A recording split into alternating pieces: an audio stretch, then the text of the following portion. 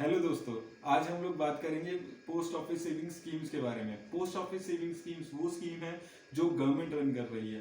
आप सभी इन्वेस्टर्स को इस स्कीम्स को अपने पोर्टफोलियो का पार्ट जरूर बनाना चाहिए।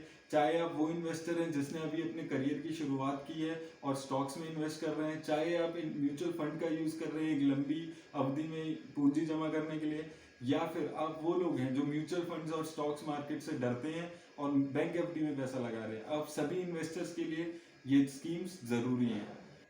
इन स्कीम्स की सबसे अच्छी बात यह है कि ये गवर्नमेंट की स्कीम्स है, तो इसमें पैसा लगाकर आपको ये डर नहीं है कि आपका पैसा डूब सकता है। बिल्कुल 0% रिस्क होता है इन स्कीम्स में पैसा लगाने पे। बिल्कुल रिस्क फ्री स्कीम्स होती हैं, तो आप इसमें बेहिचक होकर पैसा लगा सकते हैं। दूसरी इसकी सबसे अच्छी बात ये होती है कि ये बैंक एफडी से बेहतर रिटर्न देती हैं और कुछ स्कीम्स में तो डेट फंड को भी बीट करती हैं। तीसरी इसकी सबसे अच्छी बात ये होती है कि ये आपकी लाइफ में एक चार्टेड अकाउंटेंट की कमी पूरी करती है। जी हाँ, यानी कि ये आपका टैक्स भी आपको बचा कर देती है। तो आइए जानते हैं इन स्कीम्स के बारे में। तो सबसे पहले बात कर लेते हैं सुकन्या समृद्धि स्कीम के बारे में। अगर आपकी कोई बेटी है जिसकी उम्र 10 साल से कम है तो आप इसमें इन्वेस्ट कर सकते हैं उसके नाम पे, और जब तक वो 15 साल की होगी तब तक आपको इसमें पैसे डाल सकते हैं, और 18 साल के उसके होने पे आप 50% मनी विड्रॉ भी कर सकते हैं। रेट ऑफ इंटरेस्ट इसमें काफ़ी अच्छा है, 7.6% का। और सबसे अच्छी बात इसकी ये है कि इस पे जो इंटरेस्ट आप अर्न करते हैं उस पे आपको टैक्स भी नहीं देना पड़ता। तो अगर आपके घर में बेटी है तो उसके नाम पे ये सेविंग स्कीम आप कर सकते हैं। दूसरी स्कीम इसमें है सीनियर सिटीजन सेविंग स्कीम। इस पे आपको 7.4% का रिटर्न इस वक्त मिल रहा है, और मिनिमम अमाउंट जो आप इन्वेस्ट कर सकते हैं वो 1,000 रुपये का है। मैक्सिमम अमाउंट आप 15 लाख रुपए तक का इन्वेस्ट कर सकते हैं, और ये लेकिन वन टाइम पेमेंट होती है जो आपको इन्वेस्ट करनी होती है, और 5 सालों तक के लिए इसको आप इन्वेस्ट कर सकते हैं। आगे उसको एक्सटेंड भी करा सकते हैं। लेकिन इस स्कीम पे जो आपको इंटरेस्ट अर्न होता है वो आपका कंपाउंड इंटरेस्ट नहीं होता है जैसे कि सुकन्या समृद्धि में होता है। इस पे आपको क्वार्टरली इंटरेस्ट मिलता रहता है, तो इस स्कीम में इन्वेस्ट करके आपको कंपाउंडिंग का बेनिफिट नहीं मिल पाता है। इस स्कीम पे जो आप टैक्स अर्न करते हैं वो भी आपका टैक्सेबल होता है, लेकिन सीनियर सिटीजन्स के लिए 50,000 तक का इंटरेस्ट एग्जेम्प्ट होता है, तो आप इस पे भी इन्वेस्ट करके 50,000 रुपये तक बचा सकते हैं। इसमें सीनियर सिटीजन जो 60 ईयर्स से ज़्यादा की जिनकी एज है, या वो लोग जो 55 ईयर्स से ज़्यादा की एज है लेकिन वो VRS ले चुके हैं या सुपर एनुएशन लेके रिटायर हो चुके हैं, वो लोग भी इसमें इन्वेस्ट कर सकते हैं। तीसरी स्कीम जो सबसे फेमस स्कीम है पब्लिक प्रोविडेंट फंड। इसमें आपको रेट ऑफ इंटरेस्ट मिल रहा है अभी करंट में 7.1% का। मिनिमम जो इसमें आपको इन्वेस्ट करना पड़ता है वो 500 रुपये का करना होता है, और मैक्सिमम आप 1.5 लाख रुपए तक इसमें हर साल डाल सकते हैं। इसमें भी आपको कंपाउंडिंग का बेनिफिट मिलता है। जो आपका इंटरेस्ट आप अर्न करते हो वो आपके अकाउंट में क्रेडिट हो जाता है, और उस इंटरेस्ट पे अगले साल आपको फिर इंटरेस्ट मिलता है।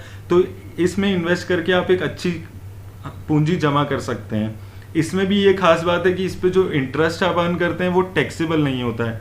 और इन सभी तीनों स्कीम्स की ये भी खासियत है कि इसमें जो आप इन्वेस्टमेंट कर रहे हैं हर साल, वो आपकी टैक्स भी बचा के आपको देती है। सेक्शन 80C में 1.5 लाख रुपए तक का जो आप इन्वेस्टमेंट कर रहे हैं इन स्कीम में वो एग्जेम्प्ट होती है, लेकिन जो 1.5 लाख की लिमिट है वो सभी स्कीम्स में मिला के होती है। तो इस चीज़ का भी आपको ध्यान रखना है। अगली जो स्कीम है जिस पे मैं बात करूंगा वो है किसान विकास पत्र। इस पे इस वक्त 6.9% का रिटर्न मिल रहा है। हाँ, मिनिमम अमाउंट इसमें 100 रुपये आप इन्वेस्ट कर सकते हैं, और मैक्सिमम अमाउंट की कोई लिमिट नहीं होती है। इसमें 124 मंथ्स के लिए ये स्कीम होता है, वन टाइम इसमें इन्वेस्टमेंट होती है, और 124 मंथ्स की मैच्योरिटी होती है। लेकिन इसमें भी आपको टैक्स पे करना पड़ता है, तो आपको उस चीज़ का ख्याल रखना चाहिए। अगर आप ऊपर वाली तीनों स्कीम्स में एलिजिबल नहीं है, या आपका public provident fund already open है और आप उसके बाद भी और इन्वेस्टमेंट करना चाहते हैं इन स्कीम से, तो ही आप इस पे जाइए, क्योंकि इसमें जो इंटरेस्ट मिल रहा है वो टैक्सेबल है, और इसमें 80C की डिडक्शन भी आपको नहीं मिलती है। जो लास्ट में 5वीं स्कीम की आज आपसे बात करूंगा वो है नेशनल सेविंग स्कीम। इसमें आपको जो इंटरेस्ट मिल रहा है वो 6.8% का मिल रहा है। मिनिमम अमाउंट जो आपको इन्वेस्ट करना होता है इसमें वो 1,000 रुपये का है। मैक्सिमम अमाउंट की कोई लिमिट नहीं होती है। नेशनल सेविंग सर्टिफिकेट 2 ड्यूरेशन में आता है, एक 5 साल का और एक 10 साल का, लेकिन इस पे भी आपको टैक्स देना पड़ता है। तो इस चीज़ का आप खास ख्याल रखें इसमें इन्वेस्टमेंट करने से पहले।